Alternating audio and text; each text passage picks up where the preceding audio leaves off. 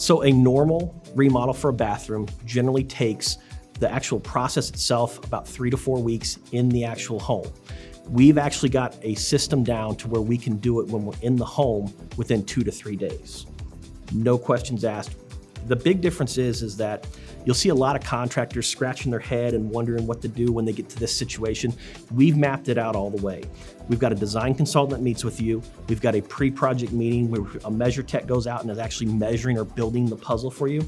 So when part A is ready to go where part A goes, it's in the driveway. We don't have to run to Home Depot and get it. We don't have to go to a big box retailer or try to find a solution. We've already mapped out the plan.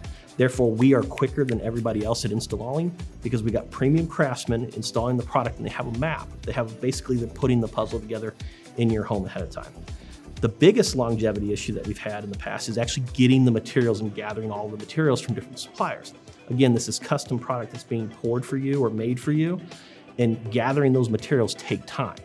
We've now found a way to work with our suppliers to basically put a placeholder in line so that you have access to your bath quicker than any of our other competition out there.